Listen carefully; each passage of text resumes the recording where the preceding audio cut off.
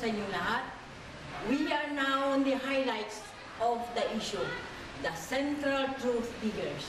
We have 7 issues to clear out on Mr. Suplaco's allegations in the YouTube. Ito ay scam. Ha? Ito ay scam. Paano niyo masasabi na ito ay scam?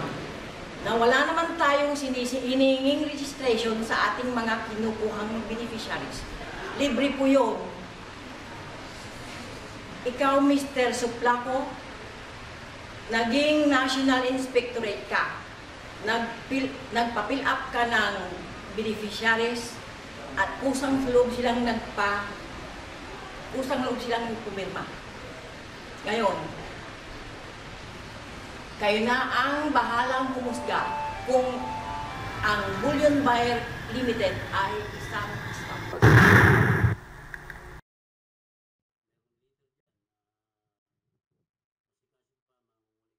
Merong leader dyan na masikasin pa mangungulikta ng mga 2,000 bawat metro.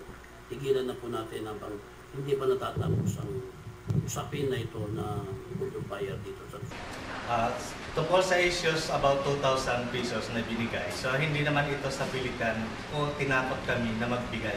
Ito ay kusang loob namin na ibinigay upang makatulong din kami sa misyon ng Bullion. So hindi naman siguro malaking kawalan yung 2,000 kung makakatulong ka naman sa isang misyon.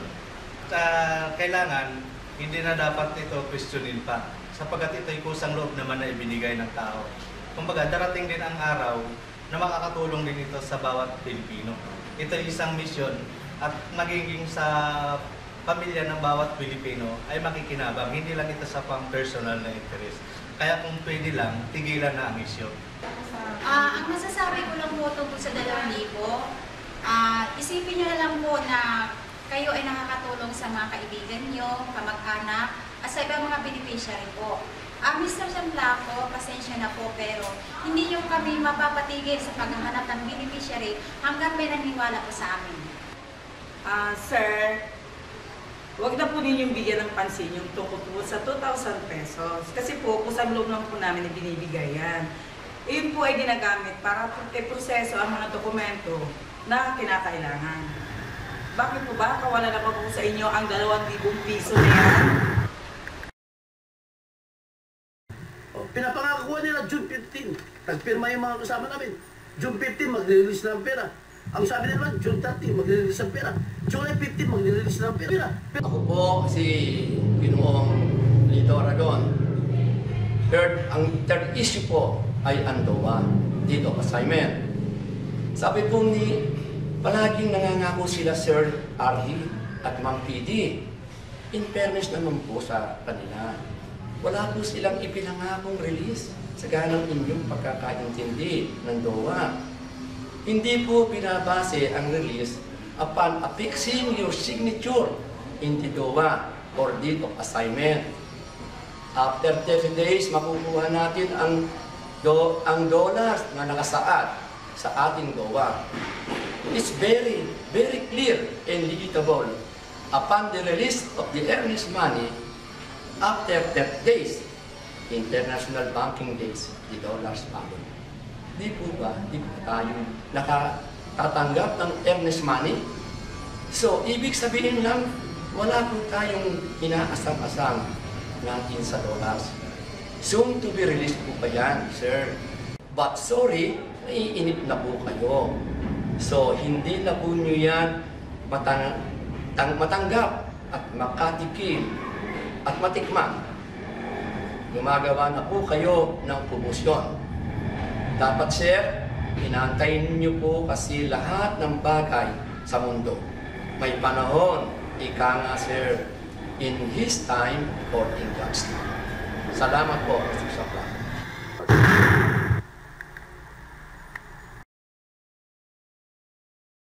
Filing a case to Sir RD and Ma'am PD. At nandamay ka pa ng ibang tao na tumutulong lang sa misyon. Di po ba naging leader din kayo minsan ng organisasyon na ito? Di po ba napakahirap na mag-isang leader ng isang samahan? Dapat nga magpasalamat pa tayo sa kanila sapagkat buong kanilang loob.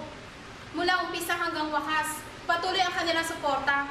Ni hindi man lang po sila humihingi ng kahit na ano.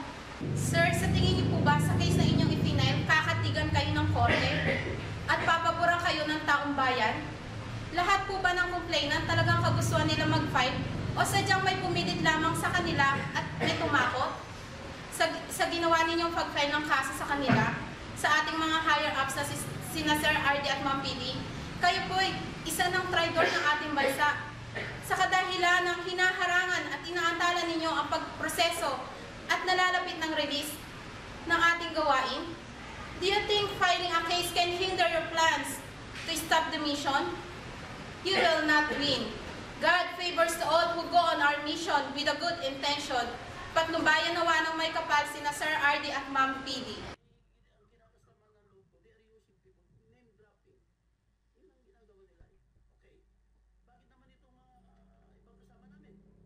Sa issue naman pong to stop recruitment ng beneficiary. Sir, sino po kayo na magdidikta sa amin na ihinto ang pagpipirma ng beneficiary? Hanggang mayroong naniniwala sa amin, kami po'y magpapatuloy na magpapirma sa beneficiary. Wala kayong karapatan para kami ay pahintuin na makatulong sa aming kababayang Pilipino. Kung aalis kayo sa Volume Buyer Limited, okay lang. Good luck. Pero huwag po ninyo kaming isama sa paghinto ng beneficiary.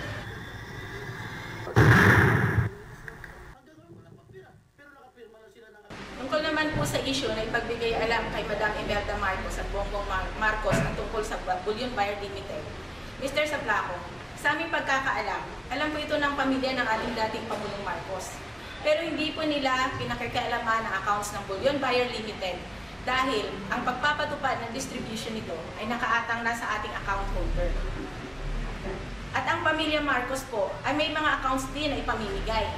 Kaya kung ako sa iyo, Mr. Saplaco, sumama ka na lang sa amin para mabahaginan ka rin. Para sa lahat ng Pilipino ito, ba't yung pinipigil ang pag-unlad ng pamilyang Pilipino? Nasa iyo lang ang dahilan ng pagkontra mo.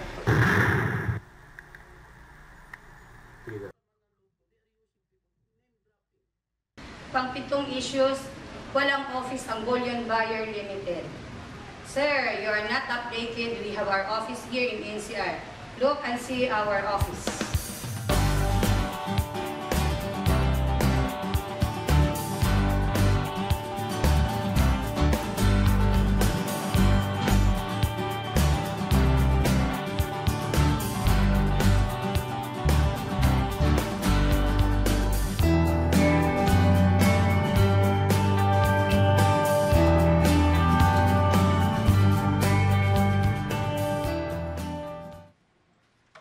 Being one of the National Inspectorate before, dapat gumagawa po kayo ng paraan na magkaroon ng office ng BBL kung saan ang Bullion Buyer Limited kung saan po kayo na-assign. Hindi po ba?